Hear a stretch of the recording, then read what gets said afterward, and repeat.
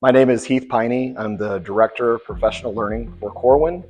And Corwin does professional learning of all types, from books to videos to on-site professional learning and coaching with teachers. And one of our main areas that we focus on is visible learning. How would you explain visible learning? It's taking the largest database of research of what works effectively in education and narrowing it down to a few items that have the most impact that educators can focus on. And there are a few big key areas that have a rarely large impact. One of those is focusing on the students. We know that the students themselves have the largest impact on their learning. So one of our major focuses is to build students into effective learners. How can school leaders and teachers know if they are truly having an impact on student learning according to visible learning principles?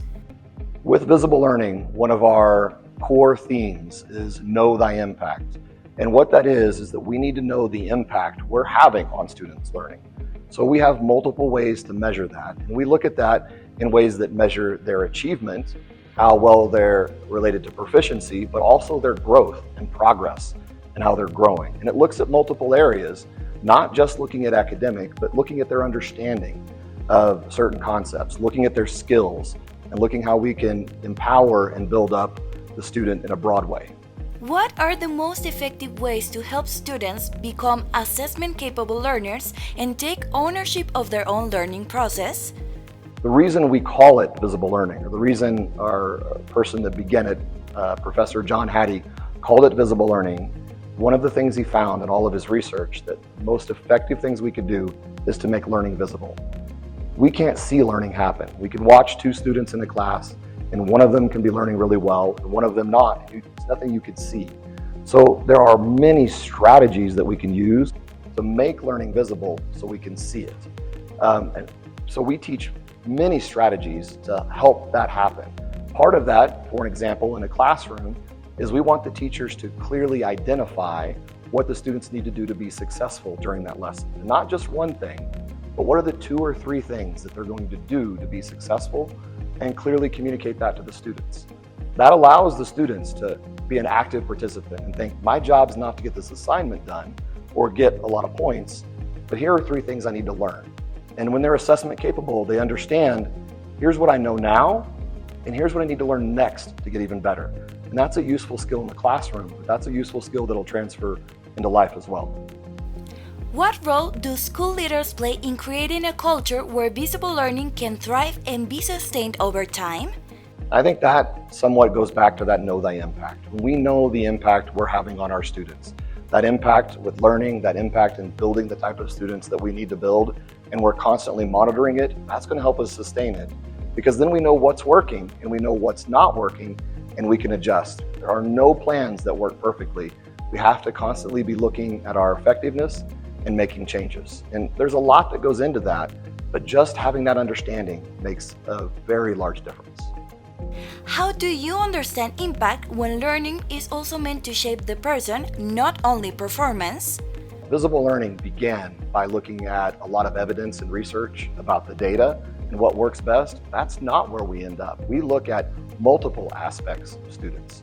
So one of the items, we have 4 key ideas that we look at. One is culture first, learning second, achievement third. And we think it happens in that order. You have to have a good learning culture in your school to have learning take place and then to move into achievement. We also focus on the importance of, I mentioned before, one of our 4 key ideas is knowing your impact. Another one is teaching students to drive their learning. So giving them the skills to be active participants in their learning, not just sitting back and being compliant, but moving forward. And our 4th big idea that we're focusing on right now is collective responsibility. How are we not just working as an individual, but how do we work on teams? And that matters for teachers and for students, that it's our responsibility together to be successful. So we look at those life skills and how we can complete those, as well as looking at the data and the research. If you could offer one piece of advice to a network of schools committed to meaningful student learning and the formation of character and virtues, what would it be? I would say one of our main focus is building the students. And I think there's a tight alignment to that. And you currently have a focus on building up the students, which is outstanding. And I think you just need to keep with that. Some of what we have and you're working on are really big goals. And I think we could transfer those into some smaller goals that the students can understand a little bit better. It would help us to make a huge amount of progress. You are so much on the path. I've worked in schools in many countries and many states, lots of sessions of visible learning. And when I came here, you have some of the best things in place already. So many of those components to build the students that you're hoping to build are already in place. And there are just really some refinements and some tweaks that I think could help take you guys even one step further.